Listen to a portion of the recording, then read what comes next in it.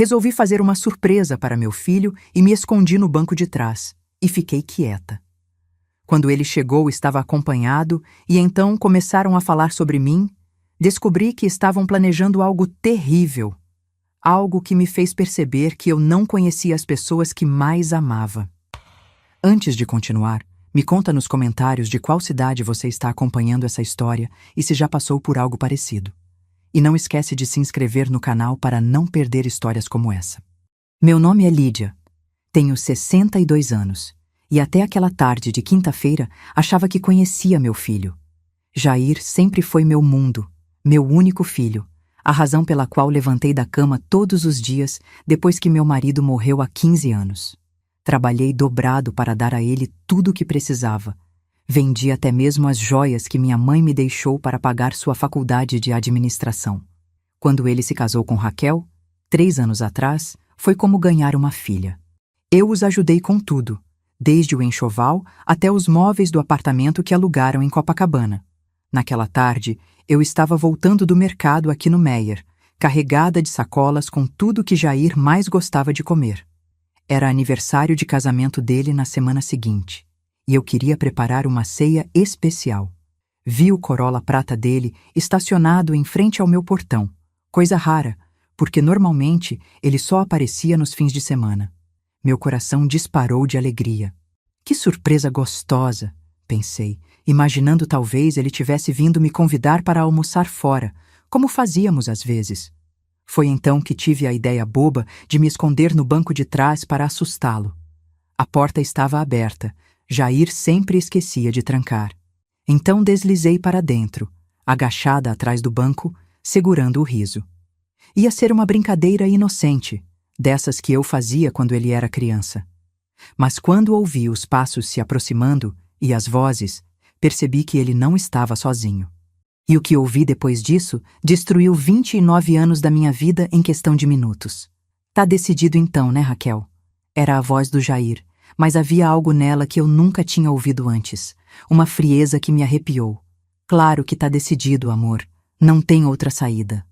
A voz da minha nora soava impaciente, quase irritada. Sua mãe não vai viver para sempre mesmo. Meu estômago se revirou. Do que diabos eles estavam falando? O problema é que ela ainda tá muito saudável. Jair suspirou. Pode viver mais uns 20 anos facilmente. E eu não posso esperar tanto. Por isso que a gente vai acelerar o processo, disse Raquel, e eu juro que senti meu sangue gelar nas veias. Meu irmão Álvaro disse que conhece gente que resolve esse tipo de problema. Eles estavam falando de mim como se eu fosse um problema a ser resolvido. E a Patrícia tá dentro? Perguntou Jair. Óbvio, ela odeia sua mãe desde sempre. Fala que sua mãe é mesquinha, que nunca ajudou vocês quando precisaram. Raquel riu. Um som que me fez estremecer. Ela tá louca para colocar as mãos na parte dela da herança. Herança. Minha casa. Minhas economias. O seguro de vida que eu fazia questão de manter em dia, pensando em deixar algo para eles quando eu morresse. Naturalmente. Vai ser rápido, continuou Raquel. Álvaro disse que o cara faz parecer ataque cardíaco. Ninguém vai suspeitar de nada. Uma senhora da idade dela, com o estresse que ela já vive... Que estresse? Jair perguntou. E por um segundo achei que ele ia defender sua mãe. Ah, sei lá. Inventamos alguma coisa. O importante é que vai parecer natural. Meu filho ficou em silêncio por um tempo que pareceu eterno. Eu estava ali, encolhida, tentando não respirar, não acreditando no que estava ouvindo. Era como se estivesse num pesadelo, desses que você acorda suando e agradece a Deus por não ser real. Quanto vai custar? Ele perguntou finalmente. Quanto vai custar? Meu próprio filho perguntando quanto custaria para me matar. 15 mil. Álvaro já negociou. A gente divide meio a meio, 7,5 cada um. Tá barato demais, Jair murmurou. Tenho certeza que vale mais que isso. Eles estavam pechinchando minha vida como se fosse uma geladeira usada. Jair, amor, pensa bem. Com a casa dela no Meier, que tá valendo uns 800 mil fácil, mais as economias que ela tem guardadas, mais o seguro de vida de 200 mil, a gente vai ter mais de 1 milhão para dividir entre nós 4. 15 mil é um investimento. Um investimento. Minha morte seria um investimento para eles. E quando? A voz de Jair estava mais firme agora, como se tivesse tomado uma decisão. Álvaro disse que o cara pode fazer na semana que vem, só precisa que a gente confirme. E vocês? O que fariam se descobrissem que as pessoas que mais amam no mundo estão planejando tirar sua vida? Como continuariam respirando depois de uma revelação como essa? Eu estava tremendo tanto que achei que eles iam me ouvir. Minhas mãos estavam geladas, meu coração batendo tão forte que eu sentia nas têmporas. Era como se meu corpo estivesse em choque, recusando-se a aceitar o que meus ouvidos acabavam de escutar. Bom, então vamos entrar e fingir que está tudo normal, disse Raquel. Sua mãe deve estar em casa. Vamos ser carinhosos, como sempre. Não pode parecer que mudou alguma coisa. Ser carinhosos. Como sempre. Como se os 3 anos de carinho dela não tivessem sido uma mentira desde o primeiro dia. Deixa eu só ligar para o Álvaro e confirmar, disse Jair, e ouvi o barulho do celular sendo desbloqueado. Foi nesse momento que soube que tinha que sair dali. Se eles me encontrassem escondida no carro depois dessa conversa, eu estaria morta ali mesmo. Não literalmente, ainda não, mas eles saberiam que eu tinha descoberto tudo. Enquanto Jair discava, consegui abrir a porta traseira silenciosamente e me arrastar para fora, deixando as sacolas do mercado para trás. Corri até minha casa pelos fundos, entrando pela porta da cozinha que sempre deixava aberta. Meu coração estava disparado e eu mal conseguia respirar. Quando ouvi a campainha tocar 2 minutos depois, tive que me segurar na pia para não desmaiar. Ali estavam eles, meu filho e minha nora, sorridentes na minha porta, me cumprimentando com beijos no rosto e perguntando como eu estava. Mãe, você tá bem? Parece meio pálida, disse Jair, e a preocupação na voz dele soava tão genuína que por um segundo duvidei do que tinha escutado. Tô bem, filho, só um pouco cansada, respondi, tentando manter a voz firme. Trouxe uns doces que você gosta, disse Raquel, me entregando uma caixinha cor-de-rosa. Pensei em você hoje e resolvi passar aqui. Pensei em você hoje. Ela tinha pensado em mim, sim. Tinha pensado em quanto dinheiro ia ganhar com minha morte. Passamos a tarde toda juntos. Eles foram carinhosos, atenciosos, perguntaram sobre minha saúde, se eu estava tomando os remédios direitinho, se estava me sentindo bem. Raquel até ofereceu para me levar no médico na semana seguinte, só para uma revisão, porque é importante cuidar da saúde nessa idade. Nessa idade. Como se eu fosse um móvel velho que precisava de manutenção antes de ser descartado. Quando eles foram embora, às 7 da noite, eu me tranquei em casa e chorei, como não chorava desde o funeral do meu marido. Não eram apenas lágrimas de tristeza, eram lágrimas de raiva, de decepção, de uma dor tão profunda que eu sentia fisicamente no peito. Passei a noite inteira acordada, caminhando pela casa, tentando entender como tinha chegado a esse ponto. Onde eu tinha errado? Como um filho que eu amei tanto, que sacrifiquei tudo para criar, podia planejar friamente minha morte por dinheiro? Lembrei de todas as vezes que deixei de comprar algo para mim para poder dar a ele. Das madrugadas que passei acordada quando ele estava doente. Dos empregos extras que peguei para pagar sua faculdade. Das lágrimas de alegria que derramei no dia do casamento dele. E eles queriam me matar. Na manhã seguinte, sexta-feira, eu estava diferente. A dor ainda estava lá, mais forte do que nunca, mas havia algo novo também. Uma raiva que eu nunca tinha sentido antes. Uma determinação que crescia dentro de mim como fogo. Eu não ia morrer como uma vítima indefesa. Se eles queriam minha morte, iam ter que trabalhar muito mais para conseguir. E quando conseguissem, porque eu sabia que conseguiriam, mais cedo ou mais tarde, eu me certificaria de que eles pagariam por isso. Era hora de mostrar para meu filho quem realmente era Lídia Santos. E ele não ia gostar nem um pouco do que ia descobrir. Porque se eles achavam que eu era apenas uma velha indefesa, estavam muito, muito enganados. Eu tinha 62 anos de experiência de vida e ia usar cada minuto dela para me vingar. A guerra estava declarada. E eles nem faziam ideia de que já tinham perdido. Sentei na poltrona da sala, aquela mesma onde amamentei Jair quando bebê, onde li histórias para ele todas as noites, onde costurei sua fantasia de super-herói para o carnaval da escola.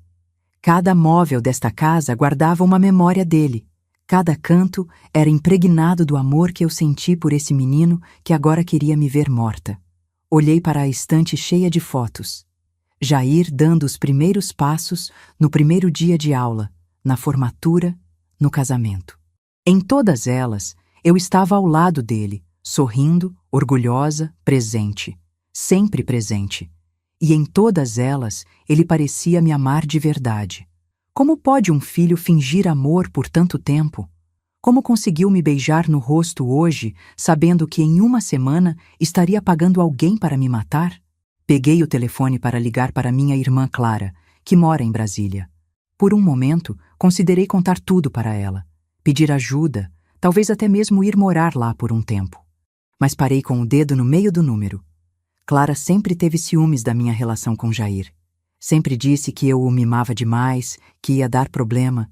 Se eu contasse isso para ela, além de ter que ouvir "eu avisei", ela provavelmente me convenceria a fugir. E eu não queria fugir. Eu queria justiça. Não a justiça dos tribunais, que levaria anos e talvez nem chegasse a lugar nenhum. Queria a justiça que eles mereciam. Descobrir quem realmente eram uns para os outros. Porque tenho certeza de que assim que colocassem as mãos no dinheiro, os 4 iam se virar uns contra os outros como cães brigando por um osso. Fui até o quarto e abri a gaveta onde guardava meus documentos importantes.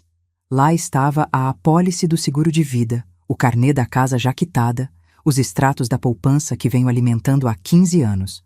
200 mil do seguro, 800 mil da casa, 300 mil na poupança. Mais de R$1 milhão mesmo, como Raquel tinha calculado com a precisão de uma calculadora humana. Todo esse dinheiro, fruto de uma vida inteira de trabalho, de economia, de sacrifício.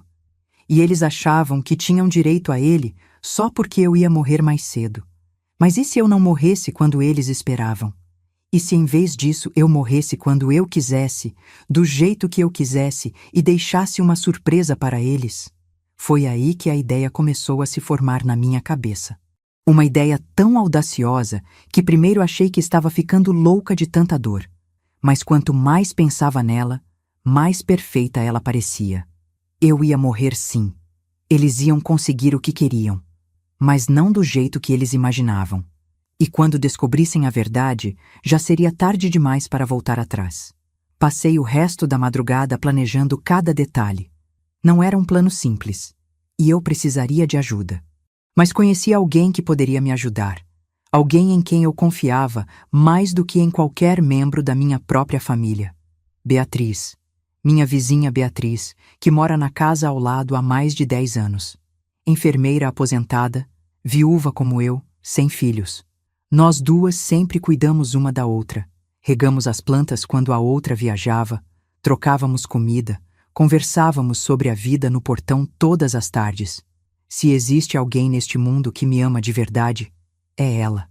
E mais importante, como enfermeira, ela saberia exatamente como me ajudar com o que eu estava planejando. Às 6 da manhã, quando vi a luz acendendo na cozinha dela, bati na porta. Beatriz abriu de roupão, com cara de quem acabou de acordar. Lídia, que susto, menina. Aconteceu alguma coisa? Preciso conversar com você, Bia. É urgente. Ela me puxou para dentro, fez café, e quando contei tudo, desde a conversa que escutei no carro até o plano que estava formando na minha cabeça, ela ficou em silêncio por longos minutos. Você tem certeza absoluta do que ouviu? Ela perguntou finalmente. Tenho. Gravei a conversa quando eles voltaram depois. Era mentira. Não tinha gravado nada. Mas sabia que eles voltariam, porque precisariam confirmar os detalhes com Álvaro, e quando voltassem, eu estaria preparada. E você realmente quer fazer isso? Beatriz perguntou, me olhando nos olhos. Não quer tentar conversar com eles, dar uma chance para eles mudarem de ideia? Bia, você conversa com um câncer? Você negocia com uma doença? Eles estão podres por dentro. E a única cura para a podridão é cortar fora. Ela assentiu devagar. Você vai precisar de documentos, de um médico que assine o atestado de óbito, de... Você pode conseguir isso? Interrompi. Posso tentar. Tenho um amigo médico que me deve uns favores e acesso ao sistema do hospital onde trabalhei. Mas, Lídia, se der errado, eu morro mesmo. A diferença é que, do meu jeito, eles vão pagar pelo que fizeram. Beatriz levantou e me abraçou forte. Então vamos fazer esses desgraçados pagarem. E assim começou a aliança que mudaria tudo. Eu, uma viúva de 62 anos, e minha vizinha, uma enfermeira aposentada, contra 4 pessoas que achavam que podiam me matar por dinheiro e sair impunes. Eles não faziam ideia de com quem estavam mexendo. Nos 3 dias seguintes, Beatriz e eu elaboramos cada detalhe do plano com a precisão de 2 cirurgiãs. Ela tinha razão. Não seria fácil. Precisávamos de documentos, de um médico, de uma forma de fazer tudo parecer real sem que fosse realmente real. Mas quando você passou 30 anos da sua vida como enfermeira de emergência, como Beatriz, você aprende algumas coisas que pessoas normais nem imaginam. O Dr. Henrique me deve mais favores do que pode pagar.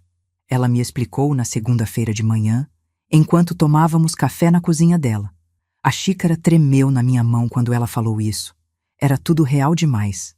Ele costumava beber muito, sabe? Eu cobri por ele tantas vezes no hospital que ele perdeu a conta. Salvei a carreira dele pelo menos 5 vezes. Agora está sóbrio há 2 anos, mas ainda se sente culpado por tudo que fez. E ele vai aceitar fazer isso? Perguntei, mal conseguindo acreditar que estava planejando minha própria morte. Vai. Principalmente quando eu explicar que é para salvar sua vida. Tecnicamente, é verdade. Beatriz me olhou nos olhos com aquela determinação que eu aprendera a respeitar. Henrique é um bom médico, Lídia. Só teve uns problemas pessoais. Ele entende o que é ser traído por quem você ama. Beatriz tinha pensado em tudo. Um remédio que ela conseguiu no hospital, que simularia sintomas de ataque cardíaco sem me causar dano real. É um relaxante muscular extremo, ela explicou, mostrando o pequeno frasco. Usado em cirurgias muito específicas. Vai fazer seu coração bater tão devagar que será quase imperceptível, sua respiração ficará mínima. Por fora, você vai parecer morta. Por dentro, vai estar consciente, só não vai conseguir se mover nem falar. O Dr. Henrique, que viria por acaso fazer uma visita social e me encontraria morta. O atestado de óbito, que seria válido por algumas horas antes de ser corrigido por erro médico. Tempo suficiente para o que precisávamos. Mas você tem certeza de que quer passar por isso? Ela perguntou pela 10ª vez. Não vai ser confortável. Você vai ter que ficar imóvel por horas, fingindo estar morta, enquanto eles comemoram, terminei por ela. Eu sei, Bia, mas preciso ver com meus próprios olhos quem eles realmente são. Preciso dessa confirmação antes de decidir como vou me vingar. Beatriz me segurou as mãos. Lídia, amor, você tem certeza de que quer ver isso? Algumas coisas, uma vez vistas, não podem ser apagadas da memória. Já foi apagado tudo que eu acreditava sobre eles, respondi. Agora quero ver a verdade nua e crua. Na terça-feira, instalamos microcâmeras pela casa. Beatriz tinha contatos na área de segurança. O marido dela tinha trabalhado com isso antes de morrer. Joaquim sempre foi paranoico, ela me contou, enquanto escondíamos uma câmera atrás do quadro da sala. Dizia que a gente nunca sabia de quem podia confiar. Na época achava exagero. Hoje vejo que ele estava certo. Eram equipamentos tão pequenos que passariam despercebidos, mas com qualidade suficiente para gravar tudo em alta definição. Colocamos uma na sala, uma na cozinha, uma no meu quarto e uma discreta na área de entrada. Quando morrer, onde você vai ficar? Perguntei. No meu porão. Já arrumei tudo lá. Uma cama, comida, um banheiro químico. E instalei monitores para você assistir tudo o que está acontecendo na sua casa em tempo real. Quando ela disse isso, senti um arrepio que me percorreu da cabeça aos pés. Ia assistir minha própria família comemorando minha morte como se fosse um filme de horror. Mas era necessário. Eu precisava de provas. Precisava saber exatamente quem eram essas pessoas que dividiram minha mesa por anos, que eu abracei, que eu amei. Bia, você acha que eu sou louca? Perguntei de repente, tomada por uma dúvida. Louca? Não, amor. Você está sendo mais lúcida do que eles merecem. Se fosse comigo, eu faria a mesma coisa. Na quarta-feira, ligaram. Era Jair. Mãe, você tá bem? Sua voz tá diferente. Diferente. Eu estava diferente mesmo. 3 dias planejando minha própria morte muda qualquer pessoa. 3 dias descobrindo que seu filho único quer te matar por dinheiro transforma você em alguém que você nem sabia que podia ser. Só um pouco cansada, filho. Por quê? Nada não. A Raquel quer te convidar para jantar no sábado, na nossa casa. Sábado. 2 dias antes da data que eles tinham marcado para me matar. Queriam me ver uma última vez, ter certeza de que eu estava bem de saúde, sem suspeitas. Ou talvez fosse algo mais sinistro. Queriam que nossa última memória juntos fosse boa, para diminuir a culpa que talvez ainda sentissem. Claro, filho. Que horas? 7 horas. Vai ser especial. A Raquel tá preparando sua comida favorita. Minha comida favorita. A última ceia da condenada. Eles tinham pensado até nisso. Tá bom, vou estar lá. Mãe? Fala, filho. Eu te amo, viu?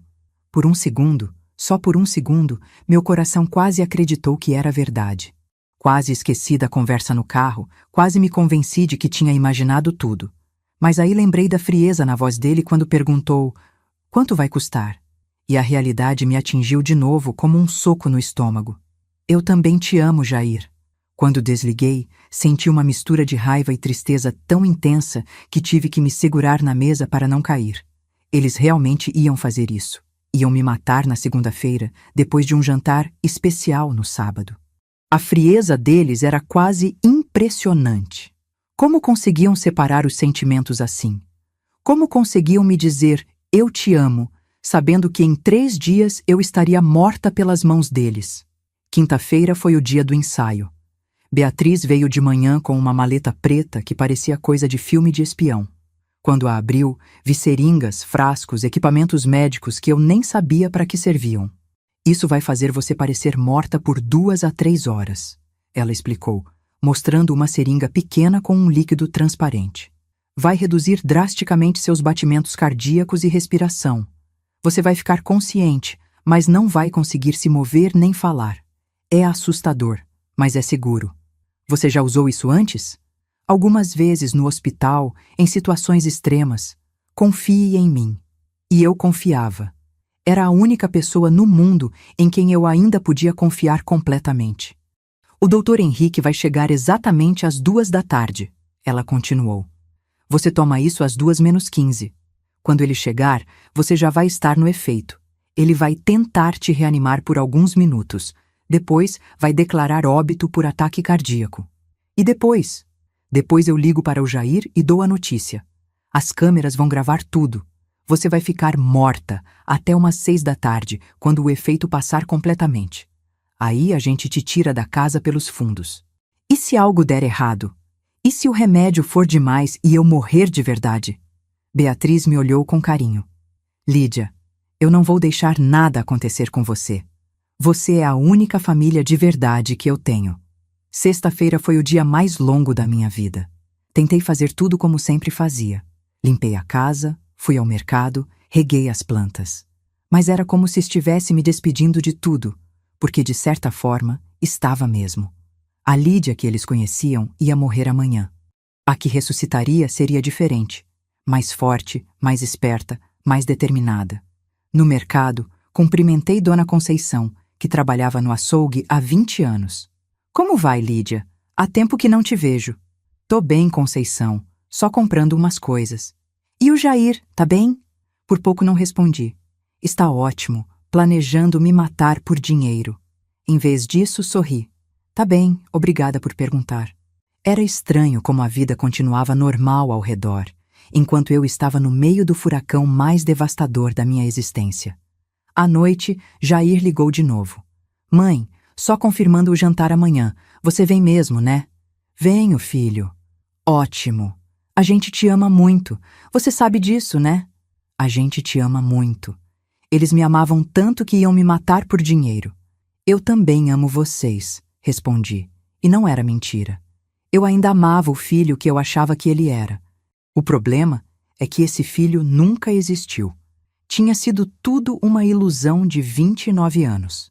Sábado chegou pesado, nublado, como se o céu soubesse o que estava para acontecer. Passei a manhã tentando manter a calma, revisando mentalmente cada detalhe do plano.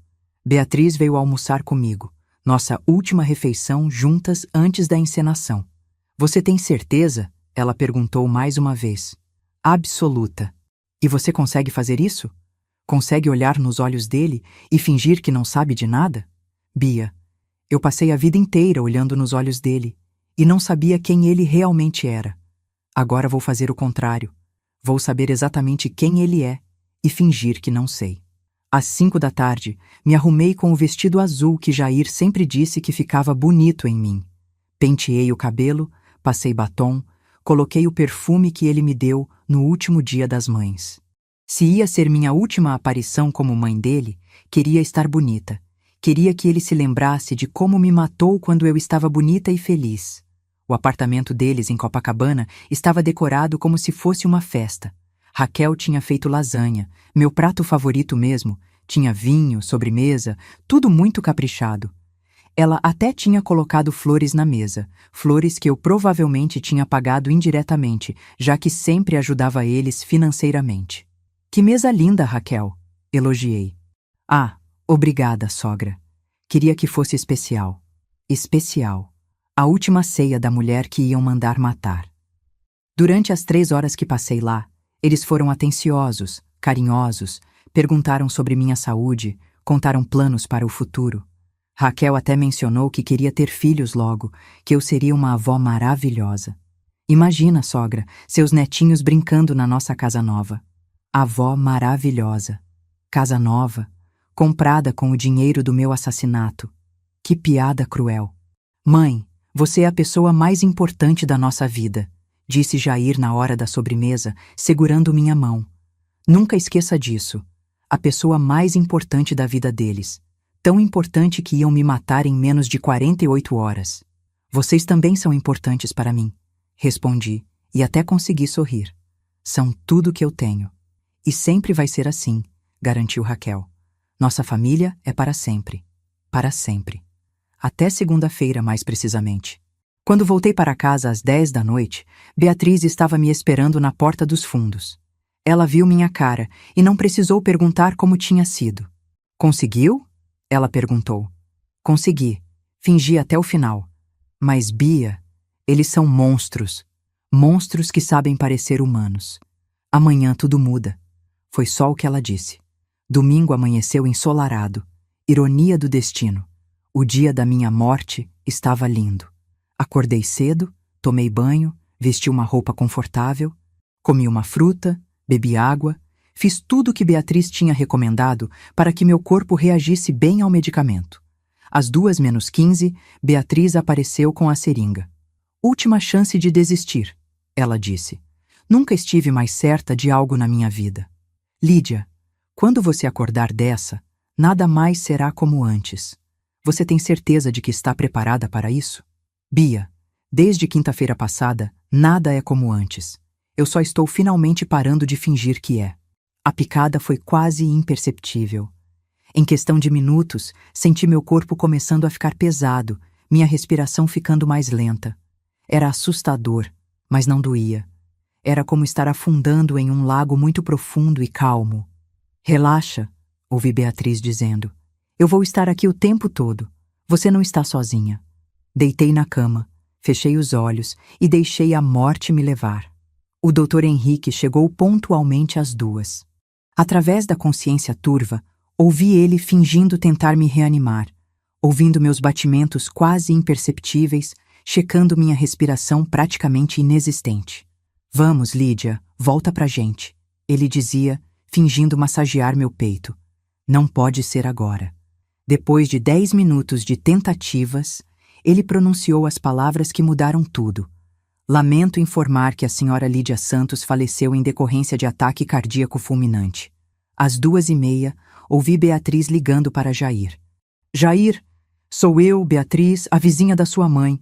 Preciso dar uma notícia muito triste. A reação dele foi perfeita. Gritos de desespero, choro, pedindo detalhes, dizendo que estava a caminho imediatamente. Se eu não soubesse a verdade, acreditaria que ele realmente estava devastado. Não pode ser, ela estava bem ontem. Como assim ataque cardíaco? Foi muito rápido, Jair. O doutor disse que ela não sofreu. Estou indo aí agora, não toca em nada. Às 3h15, eles chegaram. Jair, Raquel, Álvaro e Patrícia. Todos chorando, se lamentando, se consolando mutuamente. O doutor Henrique ainda estava lá, explicando que tinha sido muito rápido, que eu não sofri. Eles agradeceram pela atenção, assinaram os papéis e ele foi embora. E então, assim que a porta se fechou, aconteceu algo que me gelou até os ossos, mesmo estando morta. O choro parou. De uma hora para outra, como se alguém tivesse desligado um interruptor. Pronto, disse Raquel, a voz totalmente diferente. Finalmente. Demorou, murmurou Patrícia.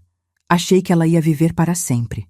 Agora a gente pode cancelar aquele serviço, disse Álvaro. Vai sobrar dinheiro. Eles estavam discutindo cancelar meu assassinato porque eu tinha morrido sozinha. A economia que isso representava para eles. Quando é o enterro? Perguntou Jair. E não havia tristeza nenhuma na voz dele. Só impaciência. Amanhã, respondeu Beatriz. Já providenciei tudo. Enterro simples, como ela teria querido. E quando sai o testamento? Era Raquel. A advogada disse que segunda-feira de manhã já pode ser feita a leitura, mentiu Beatriz. Ótimo. Então, segunda-feira, a gente resolve isso tudo e parte para a nossa vida. Nossa vida. Como se eu nunca tivesse existido. Ficaram na minha casa por mais 2 horas. 2 horas que foram as mais longas da minha vida. Eles não choraram nem por 1 minuto depois que o doutor saiu. Em vez disso, começaram a dividir minhas coisas. Essa televisão é boa, disse Patrícia. Posso ficar com ela? O sofá também tá novo, observou Álvaro. Cabe na nossa sala. As joias dela devem valer alguma coisa, disse Raquel. Vou dar uma olhada. E Jair, meu filho, ele só ficou sentado na minha poltrona, olhando ao redor da casa como se estivesse calculando quanto tudo valia. Essa casa vai dar uma grana boa, ele disse finalmente. Localização é excelente. Localização excelente. Ele estava avaliando a casa onde cresceu, onde aprendi a andar, onde passei noites acordada cuidando dele quando estava doente. Às 6 da tarde, quando finalmente foram embora, o efeito do remédio estava passando. Consegui mover os dedos, depois as mãos, depois me sentar. Beatriz apareceu imediatamente. E então? Ela perguntou. Viu o que precisava ver? Vi, respondi, minha voz ainda fraca. Vi que eles são piores do que eu imaginava. Como se sente? Morta. Morta por dentro. Mas também livre. Livre da ilusão de que tinha uma família. Ela me ajudou a levantar e me levou para o porão dela, onde ia ficar pelos próximos dias. Lá tinha uma cama, comida e, principalmente, uma parede cheia de monitores mostrando todos os cômodos da minha casa. As câmeras vão continuar gravando, ela explicou. Se eles voltarem lá, vamos saber de tudo. E voltaram. Na segunda-feira de manhã, antes mesmo do enterro, os 4 apareceram na minha casa com chaves que eu nem sabia que eles tinham. Passaram horas catalogando tudo que eu possuía, discutindo como dividir cada objeto. Raquel encontrou minha caixa de joias e riu. Isso aqui deve valer uns 20 mil pelo menos. O importante é vender logo, disse Jair, antes que alguém faça perguntas. Fazer perguntas. Como se alguém fosse questionar por que eles estavam vendendo as coisas da mãe, cunhada que acabara de morrer. Vocês viram que ela tinha uma poupança gorda? Disse Álvaro, folheando meus extratos bancários. 300 mil, confirmou Patrícia. Mais do que eu pensava. Somando tudo, deve dar uns 1 milhão e pouco mesmo, calculou Jair. Foi nesse momento, assistindo meu filho rifar minha vida inteira como se fosse lixo, que tomei uma decisão definitiva. Não bastava mais que eles soubessem a verdade. Eu queria que todo mundo soubesse. Queria que o mundo inteiro visse que tipo de gente eles realmente eram. Bia, chamei. Fala. Você conhece algum jornalista? Conheço. Por quê? Porque nossa vingança vai ser muito maior do que eu imaginava. A jornalista que Beatriz conhecia se chamava Maria Helena Vargas e trabalha para o jornal Extra há 15 anos. Beatriz a conheceu quando Maria Helena fez uma reportagem sobre negligência em asilos. E Beatriz, como enfermeira aposentada, tinha dado depoimentos importantes que ajudaram a fechar 3 instituições irregulares. Ela é brava, Lídia. Não tem medo de mexer com gente poderosa e odeia a injustiça. Beatriz me explicou na terça-feira de manhã, enquanto eu ainda me recuperava emocionalmente do que tinha visto nos monitores. 3 dias depois da minha morte, eles continuavam voltando à minha casa. Não para chorar, não para sentir saudades. Voltavam para catalogar, avaliar, dividir. Era como assistir abutres disputando uma carcaça. Você tem certeza de que ela vai aceitar uma história dessas? Perguntei. É meio surreal demais. Lídia, você tem as gravações, tem provas de tudo. Maria Helena trabalha com fatos, e os fatos estão todos do nosso lado. Naquela manhã, ligamos para Maria Helena. Beatriz explicou que tinha uma história que ia abalar o Rio de Janeiro, mas que precisava se encontrar pessoalmente. Marcamos para a tarde, em um café discreto em Ipanema. Quando a vi chegando, uma mulher de uns 40 anos, cabelo curto, olhos vivos e desconfiados, senti uma mistura de esperança e nervosismo. Era ela quem ia ajudar a expor meus filhos assassinos para o mundo inteiro. Beatriz me contou por alto. Maria Helena disse, depois que nos sentamos numa mesa reservada. Mas preciso ouvir de você, do começo. E eu contei. Tudo.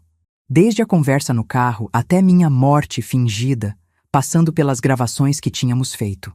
Maria Helena não disse uma palavra durante os 40 minutos que levei para contar a história inteira. Só tomava notas e me olhava com uma expressão que ia mudando de ceticismo para indignação. Você tem as gravações? Foi a primeira coisa que ela perguntou quando terminei. Tenho. Tudo gravado em alta definição. E você quer fazer o quê? Exatamente. Foi aí que contei para ela a ideia que vinha amadurecendo na minha cabeça desde que vi meu filho calculando o valor da casa onde ele cresceu. Quero que você esteja lá na leitura do testamento, com uma equipe de TV. Quero que quando eu entrar naquela sala, viva, você grave a reação deles. E depois quero que todo o Brasil veja que tipo de gente são essas 4 pessoas. Maria Helena ficou em silêncio por longos minutos. Depois sorriu. Um sorriso que me deu calafrios, mas de um jeito bom. Lídia, essa vai ser a reportagem da minha vida. E vai ser a justiça que eles merecem. Mas você tem certeza de que vai dar certo? Insisti. E se eles negarem tudo? E se disserem que as gravações são falsas? Lídia, deixa eu te explicar uma coisa sobre jornalismo investigativo. Maria Helena se inclinou na mesa. Eu já cobri casos de corrupção política, esquemas de lavagem de dinheiro, assassinatos encomendados. Mas nunca vi provas tão claras quanto as suas.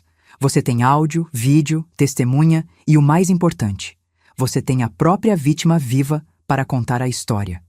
Como assim? Pensa bem. Eles vão tentar negar, claro, mas como vão explicar o fato de você estar morta e de repente aparecer viva? Como vão explicar as gravações? E, principalmente, como vão explicar a reação deles quando te virem? Ela tinha razão. A reação deles seria a prova mais contundente de todas. Tem mais uma coisa, Maria Helena continuou. Essa história não é só sobre vingança. É sobre justiça. Quantas pessoas são assassinadas por parentes gananciosos todos os anos? Quantos idosos morrem em circunstâncias suspeitas e ninguém investiga porque era esperado? Você está fazendo um favor para toda a sociedade.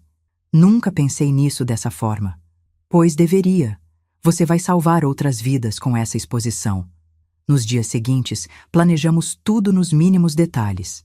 A leitura do testamento seria na sexta-feira, às 10 da manhã, no escritório da advogada doutora Fernanda Lopes, no centro do Rio. Maria Helena conseguiu permissão para cobrir uma leitura de testamento rotineira para uma série sobre heranças familiares. Obviamente, a advogada não sabia de nada. O mais importante, Maria Helena me explicou, é o elemento surpresa.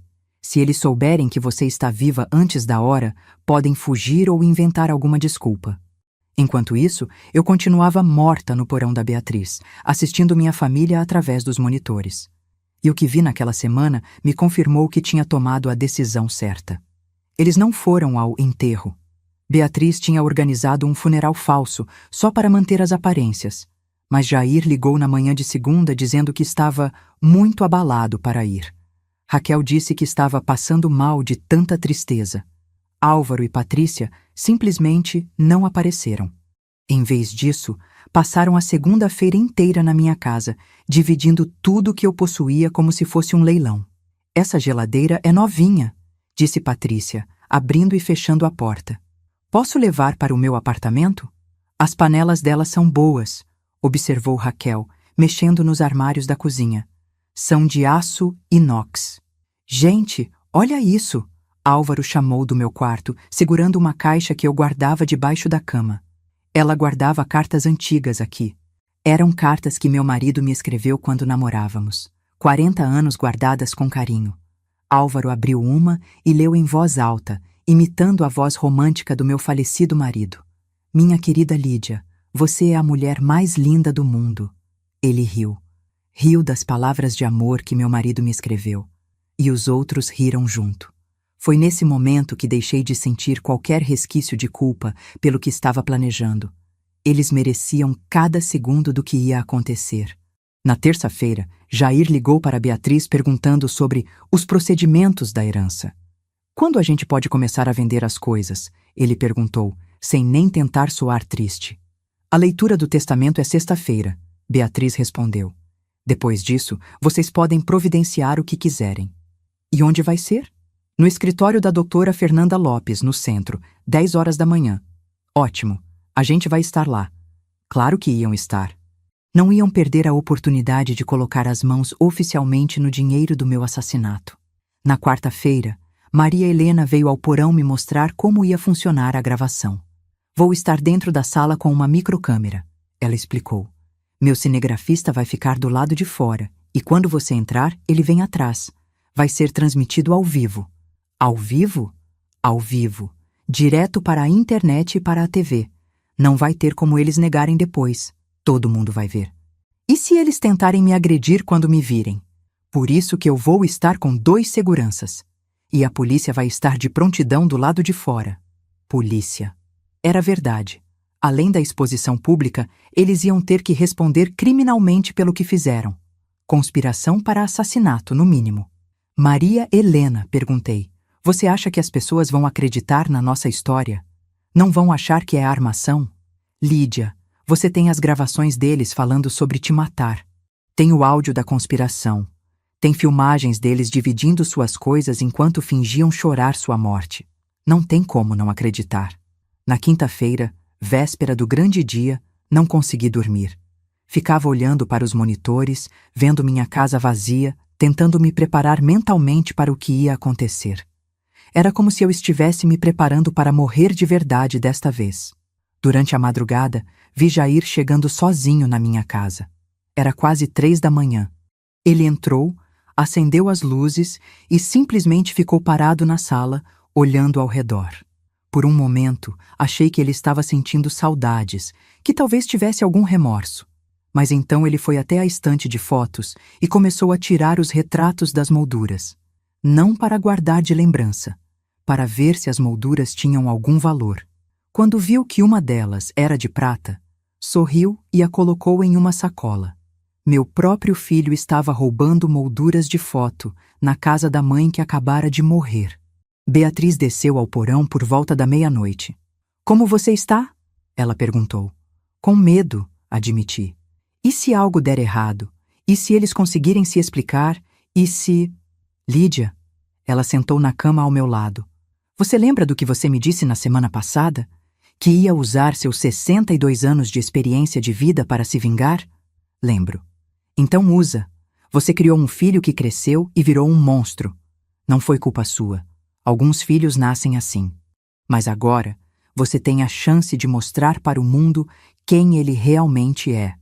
É sua responsabilidade fazer isso. Ela tinha razão. Era minha responsabilidade. Além do mais, ela continuou, você não está fazendo isso só por você. está fazendo por todas as mães que já foram traídas pelos filhos, por todas as pessoas que já foram enganadas por gente que diz que ama. Bia, você acha que sou má? Por estar fazendo isso com meu próprio filho? Má? Ela me olhou como se eu tivesse dito algo absurdo. Lídia, seu filho estava planejando te assassinar por dinheiro. Você está salvando sua própria vida e ainda protegendo outras pessoas que poderiam ser vítimas deles no futuro. Se isso é ser má, então o mundo precisa de mais gente má como você. Sexta-feira amanheceu nublado, mas dessa vez não senti que era mau presságio. As nuvens pareciam estar se preparando para uma tempestade, e era exatamente isso que eu ia desencadear. Às 8 da manhã, me arrumei. Coloquei o vestido preto que usei no enterro do meu marido. Me pareceu apropriado, já que ia estar ressuscitando dos mortos. Penteei o cabelo, me maquiei. Queria estar bonita para a ocasião. Como me vejo? Perguntei para Beatriz. Como uma mulher que vai fazer justiça. Às 9, Maria Helena chegou com a equipe. 2 câmeras, 2 seguranças, um técnico de som. O porão da Beatriz virou um centro de operações. Todo mundo sabe o que fazer? Maria Helena perguntou. Eu entro no escritório às 10 em ponto, eu disse. Vocês ficam do lado de fora até eu dar o sinal. Que sinal? Quando eu disser olá família, vocês entram. Às 9h30, saímos. Eu no banco de trás do carro da Maria Helena, com vidros escuros, me sentindo como uma espiã em um filme de ação. Beatriz ficou na casa, assistindo tudo pelos monitores que Maria Helena instalou para transmitir ao vivo. O escritório da doutora Fernanda ficava em um prédio comercial na Presidente Vargas. Quando chegamos, às 10 menos 5, vi o carro do Jair estacionado em frente. Meu coração disparou. Eles já estão aqui, avisei. Ótimo! Vão ter menos tempo para processar o que está acontecendo, disse Maria Helena. Subimos pelo elevador de serviço até o 10º andar. Maria Helena e a equipe se posicionaram no corredor, fora de vista. Eu fui até a porta do escritório da advogada e respirei fundo. Era a hora. Bati na porta e entrei. A cena que vi vai ficar gravada na minha memória para sempre. Jair, Raquel, Álvaro e Patrícia sentados ao redor de uma mesa grande, conversando animadamente com a doutora Fernanda sobre como queriam dividir a herança. Todos vestidos de preto, fingindo estar de luto, mas com sorrisos mal disfarçados no rosto. Quando me viram, foi como se o tempo parasse. Jair ficou branco como papel. Literalmente. A cor sumiu do rosto dele em questão de segundos. Raquel fez um som estrangulado, como se estivesse engasgando. Álvaro se levantou da cadeira tão rápido que ela caiu para trás. Patrícia simplesmente gritou. Um grito agudo que ecoou pela sala inteira. Olá, família, eu disse, sorrindo. E então, as portas se abriram e Maria Helena entrou com as câmeras. O que aconteceu depois foi ainda melhor do que eu esperava. Jair tentou correr para a porta, mas um dos seguranças bloqueou a saída. Mãe, você estava morta. Eu vi você morta, ele gritou. Vi mesmo, filho. Ouviu o que queria ver. Raquel estava hiperventilando. Isso é impossível, isso é impossível. O que é impossível, Raquel? Perguntei, me aproximando dela. Que eu tenha ressuscitado, ou que vocês tenham sido pegos. Pegos como? Álvaro perguntou, tentando soar indignado. Do que você está falando? Foi aí que tirei o celular do bolso e apertei o play. A voz dele mesmo saiu do aparelho. Agora a gente pode cancelar aquele serviço. Vai sobrar dinheiro. O silêncio que se seguiu foi ensurdecedor. Vocês acharam que podiam me matar e ficar ricos, né? Continuei. Acharam que eu era só uma velha boba que não sabia se defender. Mãe, a gente pode explicar. Jair começou. Explicar? Interrompi. Explicar como? Como você ia explicar ter perguntado quanto custaria para me matar? Como ia explicar ter dividido minhas coisas enquanto eu estava morta? Maria Helena se aproximou com o microfone. Para nossos telespectadores que estão acompanhando essa transmissão ao vivo, ela disse, esta é Lídia Santos, de 62 anos, que fingiu a própria morte para desmascarar uma conspiração organizada pelo próprio filho para assassiná-la. Não é verdade, gritou Jair. Ela está louca. Isso é armação. Armação? Peguei outro celular e apertei play novamente. Dessa vez era a voz da Raquel. 15 mil. Álvaro já negociou. A gente divide meio a meio. E então a voz do Jair. Tá barato demais. Tenho certeza que vale mais que isso. Patrícia desabou na cadeira chorando. Não de tristeza, de desespero por ter sido pega. Senhoras e senhores, Maria Helena continuou, vocês estão assistindo ao vivo a um dos casos mais chocantes de traição familiar que já documentamos. Uma mãe que descobriu que o próprio filho planejava matá-la por dinheiro. A doutora Fernanda, que até então estava em choque completo, finalmente reagiu. Eu vou ter que chamar a polícia, ela disse, pegando o telefone. Não precisa, eu respondi. Eles já estão aqui. E realmente estavam. Como se fosse um sinal combinado, 3 policiais entraram na sala. Jair Santos, disse um dos oficiais, você está preso por conspiração para cometer homicídio. E foi então que a realidade bateu de vez para eles. As algemas, a leitura dos direitos, as câmeras gravando tudo, a transmissão ao vivo para milhares de pessoas. Jair me olhou nos olhos pela última vez antes de ser levado. Por que você fez isso, mãe? Ele perguntou. E pela primeira vez desde que tudo começou, ouvi algo parecido com remorso na voz dele. Porque você me ensinou que a família não é sobre sangue, filho, é sobre lealdade, e você foi desleal. Quando eles foram levados, fiquei sozinha na sala com Maria Helena e a doutora Fernanda, que ainda estava processando tudo o que tinha acontecido. Há quanto tempo você sabia? A advogada perguntou. 1 semana, respondi. 1 semana que pareceu uma vida inteira. Maria Helena desligou as câmeras e veio falar comigo. Lídia, você tem ideia do impacto que isso vai ter? Essa transmissão já tem mais de 100 mil visualizações e foram só 20 minutos. 100 mil pessoas viram meu filho sendo preso por querer me matar. 100 mil pessoas souberam que tipo de gente eles realmente eram. É o que eles merecem, eu disse. Lídia, Maria Helena me tocou no braço. Você percebe que é uma heroína agora? Você salvou sua própria vida e ainda expôs uma conspiração que poderia ter vitimado outras pessoas. Álvaro e Jair provavelmente fariam isso de novo. Heroína? Ri amargamente. Não me sinto como heroína. Me sinto como uma mãe que falhou. Você não falhou. Você descobriu quem eles realmente eram e fez alguma coisa a respeito. Quantas pessoas teriam coragem para isso? No caminho de volta, meu celular não parava de tocar. Números desconhecidos, todos querendo falar comigo. Maria Helena tinha me avisado que isso ia acontecer. A história já está nos principais sites de notícias do país, ela me contou. Você virou assunto nacional, Lídia. E agora? O que faço com isso? Agora você vive, você sobreviveu. E mostra para o mundo que é possível recomeçar aos 62 anos. Mas no fundo, enquanto dirigíamos de volta para casa, eu me sentia vazia.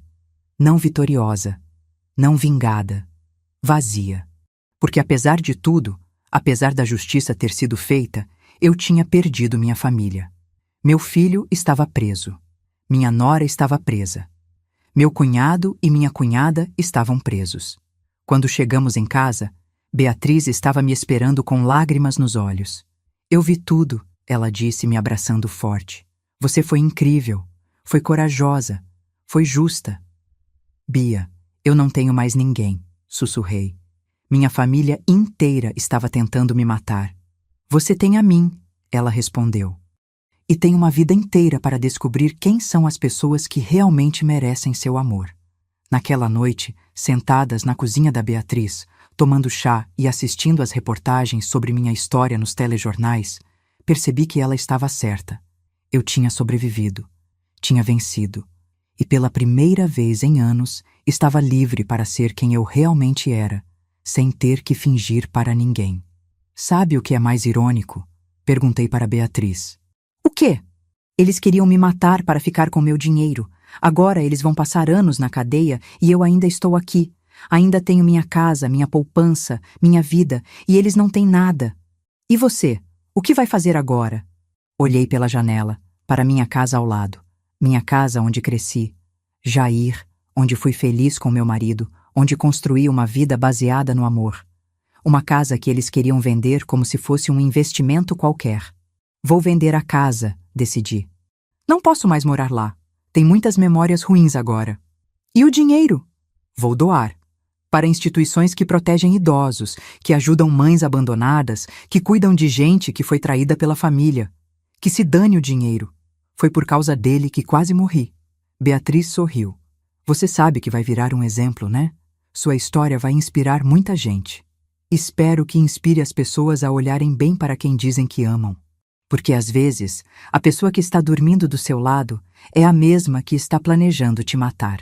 Eu estava sozinha. Mas pela primeira vez na vida, não me sentia só. Ou pelo menos era o que eu pensava. 6 meses depois, eu estava no banco de réus como testemunha principal no julgamento deles. Era estranho estar ali, viva, olhando para as 4 pessoas que tinham planejado minha morte com a mesma frieza com que se planeja uma viagem de férias. Eles pareciam diferentes, mais magros, mais pálidos, quebrados pelo peso das próprias escolhas. O julgamento durou 3 semanas. 3 semanas onde cada detalhe da conspiração foi dissecado publicamente. As gravações foram reproduzidas tantas vezes que eu praticamente as sabia de cor. A cada reprodução, via o júri ficando mais indignado, mais revoltado. A frieza demonstrada pelos réus, disse o promotor em sua fala final, é incompatível com qualquer conceito civilizado de família. Eles não apenas planejaram um assassinato por dinheiro, eles planejaram o assassinato da pessoa que mais os amou na vida. A defesa tentou argumentar que era tudo um mal-entendido, que as gravações tinham sido tiradas de contexto, que eu tinha armado tudo para prejudicá-los. Mas como explicar a reação deles quando me viram viva? Como explicar a forma como dividiram minhas coisas enquanto fingiam estar de luto? O promotor me perguntou se eu sentia pena deles. Olhei para Jair, meu filho, o menino que criei com tanto amor, que ensinou a andar de bicicleta, que acompanhei em todas as reuniões da escola, e senti vazio. Não raiva, não tristeza, não pena. Só vazio. Não sinto pena, respondi, minha voz ecoando pelo tribunal lotado. Sinto alívio por estar viva para contar a verdade e sinto responsabilidade por outras pessoas que podem estar passando pelo mesmo. As sentenças foram duras, como mereciam. Jair pegou 15 anos por conspiração para cometer homicídio qualificado e formação de quadrilha. Raquel, 12 anos pelos mesmos crimes. Álvaro e Patrícia, 10 anos cada um como cúmplices. O juiz disse que a frieza demonstrada nas gravações, a premeditação detalhada e o fato de a vítima ser uma idosa tornavam os crimes especialmente graves. Esta sentença, disse o magistrado, serve também como um alerta para a sociedade. O abuso contra idosos, especialmente no âmbito familiar, não será tolerado. Quando leram a sentença de Jair, ele me olhou nos olhos pela primeira vez desde aquele dia no escritório da advogada. Não havia mais raiva ali, nem desespero, nem a arrogância que vi quando planejava minha morte. Havia algo que demorei para reconhecer: vergonha. Talvez, finalmente, depois de meses na prisão aguardando o julgamento, ele tivesse entendido a dimensão do que tinha feito. Depois do julgamento, Maria Helena me procurou no corredor do fórum. Como se sente? Ela perguntou, com as câmeras ainda rolando. Livre, respondi, e era verdade. Pela primeira vez em 62 anos, me sinto completamente livre. E agora? Quais são seus planos? Sorri. Durante esses 6 meses, enquanto esperava o julgamento, minha vida tinha mudado de maneiras que eu nunca imaginei possível. A primeira mudança foi a casa. Não consegui continuar morando lá depois de tudo o que aconteceu. Cada cômodo guardava uma memória ruim agora. O quarto onde fingi minha morte, a sala onde eles dividiram minhas coisas como se fosse um leilão, a cozinha onde preparei tantas refeições para a gente que queria me matar. Tentei voltar algumas vezes nos primeiros meses. Beatriz me acompanhava, porque ela sabia que eu não conseguia ir sozinha. Mas toda vez que entrava, sentia um aperto no peito, uma angústia que me fazia sair correndo. Não conseguimos apagar o que aconteceu. Beatriz me disse numa dessas tentativas, mas podemos construir algo novo em outro lugar. Ela estava certa. Vendi a casa por R$850 mil, um pouco acima do valor que Jair havia calculado com tanta precisão quando pensava em me matar. A ironia não passou despercebida. Com o dinheiro da casa, mais as economias que eles tanto cobiçaram, mais o dinheiro do seguro de vida que felizmente nunca precisaram resgatar, criei o Instituto Lídia Santos de Proteção ao Idoso. R$ 1.200.000 investidos em uma organização que oferece assistência jurídica gratuita, apoio psicológico e abrigo temporário para idosos vítimas de abuso familiar, financeiro ou físico. Quantas pessoas já ajudaram? Maria Helena perguntou naquela entrevista pós-julgamento. 230 até agora, respondi com orgulho. E estamos expandindo para outros estados. O Instituto funciona numa casa que compramos em Botafogo. 3 andares, 10 funcionários e um movimento constante de pessoas procurando ajuda. Gente que, como eu, descobriu que não podia confiar nas pessoas mais próximas. A segunda mudança foi onde eu passei a morar. Beatriz me convenceu a me mudar para um apartamento no mesmo prédio onde ela morava em Copacabana. Assim ficamos perto, mas cada uma com sua independência, ela disse. E você vai ter vista para o mar. Todo mundo merece acordar olhando para o mar pelo menos uma vez na vida. O apartamento é pequeno, simples, mas tem uma varanda com vista para o oceano que me dá uma paz que eu não sabia que existia. Pela manhã, tomo café ali, enquanto leio as mensagens de pessoas que pedem ajuda. À tarde, quando volto do instituto, sento ali para descansar e planejar o próximo dia. Mas a maior mudança foi descobrir que eu não estava sozinha no mundo como pensava. 2 semanas depois da transmissão ao vivo, comecei a receber cartas, centenas delas, de pessoas do Brasil inteiro que tinham assistido minha história e se identificado com ela. Cartas à mão, e-mails, mensagens nas redes sociais, todas contando histórias parecidas com a minha. Dona Rosa, de Porto Alegre, que descobriu que os filhos estavam vendendo seus remédios e ficando com o dinheiro. Dona Lídia, quando vi a senhora na TV, pensei, se ela teve coragem, eu também posso ter. Seu Manuel, de Recife, que percebeu que a nora estava colocando calmante na comida dele para ele dormir cedo e ela mexer nas suas coisas. A senhora me inspirou a instalar uma câmera escondida. Peguei ela no flagra, igualzinho a senhora fez.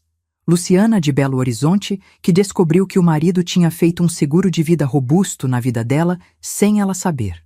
Fui no banco depois de ver seu caso. Descobri que ele tinha feito um de R$ 1 milhão. 1 milhão, dona Lídia. Eu nem sabia que existia. Marina, de Salvador, que a filha tinha convencido a assinar procurações para facilitar as coisas e estava vendendo os apartamentos que ela tinha alugado a vida inteira. Sua história me abriu os olhos. Corri atrás dos meus direitos. Pessoas que, como eu, tinham descoberto que não podiam confiar nas pessoas mais próximas. Mas, ao contrário de mim, muitas delas não sabiam o que fazer, não tinham coragem de denunciar, não tinham para onde ir, não tinham uma Beatriz na vida. Foi assim que nasceu o grupo de apoio. Todo sábado, às 3 da tarde, nos reunimos no salão do prédio onde moro. Começamos com 4 pessoas. Hoje somos 16, a maioria idosos, mas também alguns mais novos que passaram por traições familiares. Lídia, conta pra gente como foi que você teve coragem, pediu Dona Conceição na reunião de sábado passado. Ela tinha descoberto que o filho estava desviando dinheiro da aposentadoria dela há 2 anos. Quando descobri, fiquei com tanta vergonha que não sabia o que fazer. Não foi coragem, respondi. Foi raiva. E depois foi justiça. Mas principalmente foi a certeza de que se eu não fizesse alguma coisa, ia morrer mesmo. Mas não teve medo? Perguntou seu Antônio, que descobriu que a enteada estava colocando o nome dele em empréstimos bancários sem ele saber. Todo dia. Mas o medo de morrer foi maior que o medo de lutar. E quando você descobre que as pessoas que deveriam te proteger são as que querem te destruir, você não tem muita escolha. A gente tem sim, interrompeu Dona Rosa, que tinha vindo do Rio Grande do Sul especialmente para uma de nossas reuniões. A gente pode escolher ser vítima ou ser guerreiro. A Dona Lídia nos ensinou isso. É engraçado como a vida dá voltas. Eu, que passei 30 anos sendo mãe em tempo integral, sacrificando tudo por um filho que me via como um investimento, Agora me tornei uma espécie de mãe para todas essas pessoas que foram abandonadas pelas próprias famílias. Não por sangue, mas por escolha, por amor verdadeiro. O grupo não é só sobre apoio emocional. Temos uma advogada, doutora Cláudia, que nos ajuda pro bono depois que viu minha história na TV. Uma psicóloga, Ana Beatriz, que vem 2 vezes por mês. E principalmente, temos uns aos outros. Quando Dona Rosa precisou de ajuda para denunciar os filhos, todo o grupo se mobilizou. Eu e Beatriz viajamos para Porto Alegre, acompanhamos ela na delegacia, no fórum, ficamos com ela durante todo o processo. Os filhos dela também foram condenados. Quando seu Manuel teve que sair de casa às pressas porque descobriu que o genro estava planejando um acidente para ele, arranjamos um lugar para ele ficar até resolver a situação. Hoje, ele mora num apartamento pequeno, mas seguro, e diz que nunca foi tão feliz. Quando Marina precisou reverter as procurações que tinha assinado, nossa advogada viajou para Salvador para ajudar. Conseguimos anular todas e ainda recuperar 2 dos apartamentos que a filha já tinha vendido. Somos uma família de verdade. Não perfeita, mas real. Uma família que se escolheu, que se construiu na base da confiança e do amor sincero. 3 meses atrás, recebi uma ligação que mudou tudo de novo. Era de uma mulher chamada Ana, de São Paulo. Dona Lídia, a senhora não me conhece, mas eu sou advogada especializada em direito do idoso. Vi sua história e fiquei impressionada com o trabalho que a senhora está fazendo. Queria propor uma parceria. A proposta dela era expandir o Instituto para todo o país, criar uma rede nacional de proteção ao idoso com base no modelo que desenvolvemos aqui no Rio. Já temos financiamento inicial de uma fundação internacional, ela explicou numa reunião em São Paulo. O Banco Mundial se interessou pelo nosso projeto e várias ONGs internacionais querem apoiar. A senhora toparia ser a presidente nacional? Presidente nacional. Eu, que 6 meses atrás estava planejando ser assassinada pelo próprio filho. Preciso pensar, respondi. Conversei com Beatriz, com o grupo de apoio, comigo mesma. A resposta veio naturalmente. Aceito, mas com uma condição. Tudo o que fizermos tem que ser de graça para quem precisa. Não quero que nenhum idoso deixe de ter ajuda por falta de dinheiro. Combinado, ela disse sorrindo. Hoje, aos 63 anos, viajo pelo Brasil inteiro dando palestras sobre proteção ao idoso, organizando grupos de apoio, treinando advogados, assistentes sociais e delegados. Tenho uma agenda mais corrida do que quando trabalhava. Semana passada estive em Manaus, antes disso em Fortaleza. Semana que vem vou para Curitiba. E pela primeira vez na vida me sinto útil de verdade. Não útil para limpar a casa de alguém, cozinhar para alguém, ou ser explorada por alguém. Útil para salvar vidas, para proteger pessoas, para fazer justiça. Na semana passada, estava em Brasília dando uma palestra para promotores de justiça quando uma mulher se aproximou de mim no final. Dona Lídia, eu queria agradecer, ela disse com lágrimas nos olhos. Agradecer por quê? Perguntei, já imaginando que era mais uma história parecida com a minha. Por ter tido coragem. Minha mãe estava passando por algo parecido com o que a senhora passou. Meu irmão tinha convencido ela a fazer um testamento, deixando tudo para ele, e estava começando a dar remédio demais para ela ficar confusa. Depois que ela viu sua história, teve coragem de me procurar. Hoje meu irmão está preso e minha mãe está segura. E como ela está? Bem, feliz, livre, igualzinho à senhora. É para isso que vale a pena ter passado por tudo que passei. Para salvar pessoas como a mãe dessa mulher. Para mostrar que é possível reagir, é possível lutar, é possível vencer. Ontem, arrumando papéis para minha próxima viagem, vou a Salvador na semana que vem abrir mais um núcleo do Instituto, encontrei uma carta que Jair me escreveu da prisão há 3 meses. Até então, não tinha tido coragem de abrir. Mãe, sei que não tenho direito de pedir perdão e não estou pedindo. Só queria que soubesse que finalmente entendi o que fiz. Não só o plano de te matar, isso foi horrível, mas não foi o pior. O pior foi os anos de mentira. Os anos fingindo te amar enquanto só pensava no que podia ganhar com isso. Você merecia um filho melhor. Sempre mereceu. Estou fazendo terapia aqui na prisão, tentando entender como me tornei essa pessoa. Espero que seja feliz sem mim. Você merece toda a felicidade do mundo. Li a carta 3 vezes. Dobrei e guardei de volta. Não senti raiva, não senti tristeza. Senti paz. Talvez um dia eu responda. Talvez não. Mas pelo menos agora sei que ele entendeu. E talvez, só talvez, quando sair da prisão daqui a 15 anos, seja uma pessoa melhor. Nesta manhã, acordei cedo e fui para a varanda do meu apartamento, aquela que tem vista para o mar. É um apartamento pequeno, simples, mas é meu. Comprei com o dinheiro que ganho do instituto. Dinheiro limpo, dinheiro honesto, dinheiro que vem de ajudar pessoas em vez de explorar elas. Olhando para o mar, pensei em tudo o que aconteceu neste último ano. Se alguém me dissesse, há 1 ano atrás, que eu ia fingir minha própria morte para pegar meu filho em flagrante, planejando me assassinar, que ia virar uma ativista nacional de direitos do idoso, que ia ter uma nova família de pessoas que realmente me amam, eu teria achado que a pessoa estava louca. Mas é exatamente isso que aconteceu. Às vezes, as piores traições nos levam aos melhores destinos. Às vezes, precisamos morrer simbolicamente para renascer de verdade.